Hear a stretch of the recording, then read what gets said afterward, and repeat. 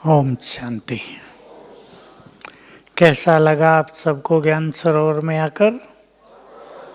बहुत अच्छा। ठंड भी लगी? ठंड हो गई है यहाँ। मैं सोचा आप लोग तो कुछ लाए नहीं होंगे गरम। लाए? बहुत अच्छा किया।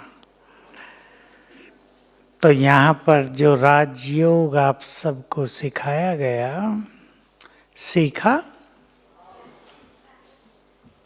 सबको सीखना है। जिन्होंने नहीं सीखा उनको भी सीख लेना है।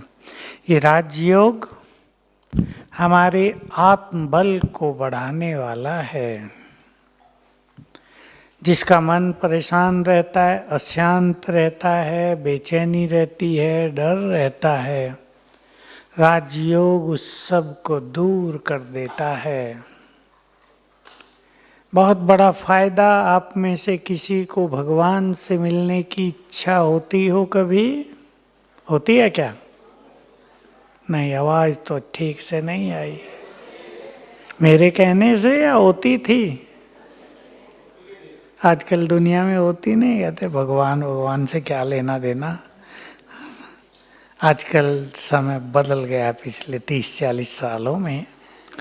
प्रभु मिलन होता है राजयोग से, और वो सुख इन सब सुखों से बड़ा है जिसके लिए संसार दौड़ भाग कर रहा है। हर व्यक्ति के जीवन में जो दौड़ भाग हो रही है सुखों के लिए, धन कमा लें, परिवार को सुखी कर दें, ये हो जाए वो हो जाए, उन सब से हजारों गुना बड़ा सुख राजयोग से मिलता है अगर बुद्धि एकाग्र हो जाए तो। बहुत अच्छा किया आप सब ने यहाँ आकर, और आपको आगे चल के पता चल जाएगा, महसूस हो जाएगा कि आपका यहाँ आना आपके भाग्य की पहचान है। आपके पुण्य उदय हुए जो इस धरा पर आपके कदम पड़े। बहुत लोग यहाँ आते नहीं। कई बड़े बड़े ऑफिसर्स को हमारी बहनें बुलाती हैं, यहाँ आके बताते हैं 15 साल हो गए आपकी बहनें हमें बुला रही थी, हम आए नहीं, हमारा कितना बड़ा दुर्भाग्य था, अब आए तो आंखें खुल गई, पहले क्यों नहीं आए।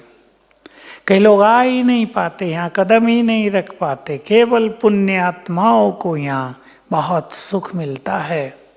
आप सबको पता होना चाहिए। मैं थोड़े बता देता हूँ, फिर आपके क्वेश्चंस लेते हैं। आप सभी सतयुग में कौन थे? सभी बोलेंगे तो मैं समझूंगा। पक्का? देख लिया चेहरा अपना? सब देवी देवता थे। ये परम सत्य है, इसे स्वीकार कर लो। ये कल्पना नहीं है, ये हवाई किले बनाने वाली बात नहीं है, ये अंतिम सत्य है। हम शुरू में देवता थे, और एक जन्म नहीं, सतयुग और त्रेता युग, 2 युग तक देवता रहे। तो हमारे अंदर देवत्व है, देव संस्कार हैं, देवताई गुण हैं, देवताई प्योरिटी है, शक्ति है। हम उसे भूल गए हैं धंधों में बिजी होने के कारण। सब कुछ भुला बैठा है बुद्धिमान मनुष्य भी। यहाँ आपको याद दिलाया जा रहा है आप देवी देवता थे। उस देवत्व को जगाओ फिर से। देवत्व जगते ही ये जीवन कुछ और हो जाएगा।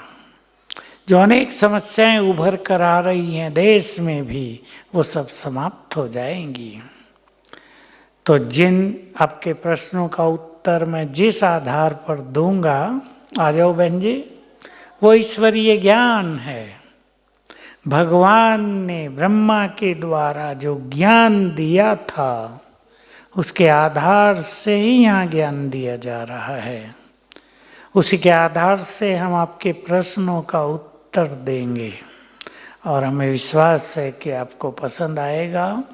और यहाँ से लौट जाने के बाद सभी भाई बहनें कुछ चीज़ें जीवन में कंटिन्यू करना।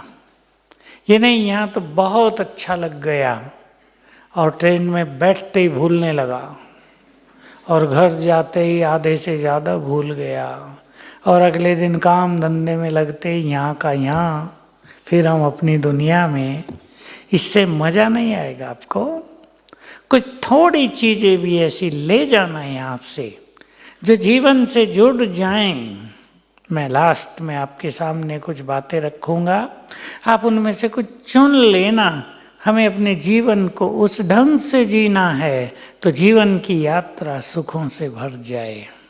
अब पहले आपके प्रश्न ले लेते हैं। ओम शांति। आदरणीय भाई साहब ने कहा कि आप सभी भाग्यवान पुण्य आत्माएं हैं जो यहाँ पधारे हैं। सचमुच में आप सभी बहुत भाग्यवान हैं, क्योंकि एक बहुत ही महान हस्ती जो इस यज्ञ को बहुत आगे लेके जा रहे हैं और लाखों दिलों की जो क्वेश्चन है उनके आंसर आप रोज़ हमारा जो peace of mind TV channel है उसके ऊपर समाधान करके एक शो आता है और उसमें बहुत सारे प्रश्नों के उत्तर ऑलरेडी आप देते रहते हैं।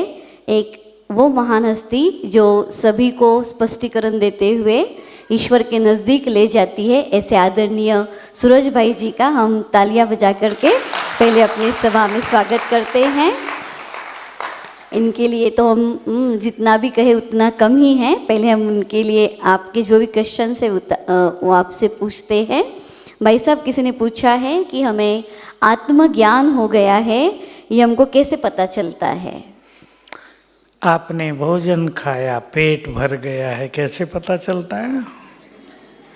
बताता है कोई? मीटर लगा हुआ है क्या? फीलिंग होती है ना, पेट भर गया। आत्मज्ञान होना अपने में बहुत बड़ी संतुष्टि है। हमारी खोज बंद हो जाएगी। जब आपको आत्मज्ञान संपूर्ण मिल जाएगा, खोज समाप्त हो जाएगी। सत्य की खोज पूर्ण हो गई, चित्त शांत हो जाएगा, विचार पॉजिटिव हो जाएंगे, मन का भटकना बंद होते होते पूरी तरह बंद हो जाएगा। ये आत्मज्ञान का होने का लक्षण आपको जीवन में दिखाई देगा। चित्त शांत होने लगेगा, निर्विकारी कहते हैं उसे हम। ये जो विकार हैं, किसी को क्रोध आता है, अभिमान रहता है, कोई परेशान रहता है, ये सब शांत होने लगेंगे तेजी से। दूसरा क्वेश्चन राजयोग से रिलेटेड है। मेडिटेशन कैसे करें, कितना समय करें, आँख खोल के करें, बंद करके करें, और सबसे अच्छी बात ये पूछी है कि इस शिविर के बाद आगे आध्यात्मिक क्रम क्या होगा।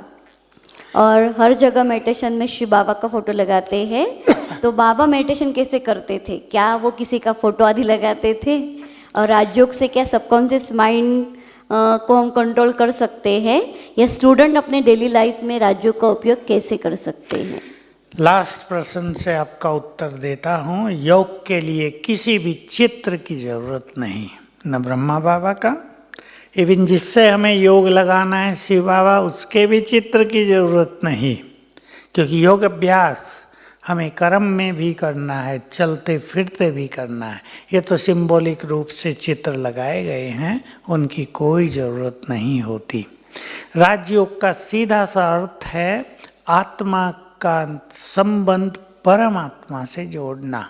वो आपने कुछ यहाँ सीख लिया, लेकिन हम जानते हैं वो 3 दिन में नहीं सीखा जाता, उसके लिए थोड़ा समय देना पड़ता है। तो यहाँ से जब आप जाओ तो सेंटर स्पेस 7 दिन का कोर्स होता है, किसी ने ले लिया होगा, कोई जाके ले लें। उसके आगे भी कोर्सेज चलते हैं।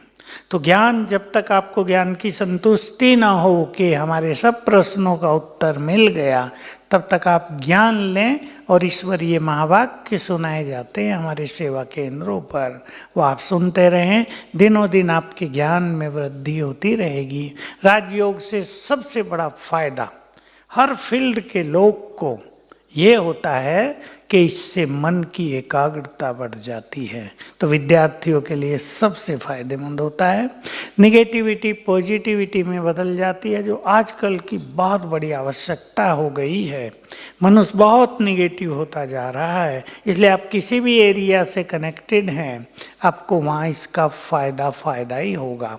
राजयोग में क्योंकि हम सर्वशक्तिवान से जुड़ते हैं, तो हमारा मन बहुत पावरफुल होने लगता है। मन पावरफुल होना माना उसका जो एक पार्ट है सबकॉन्शियस माइंड, वो बहुत ज़्यादा पावरफुल हो जाता है।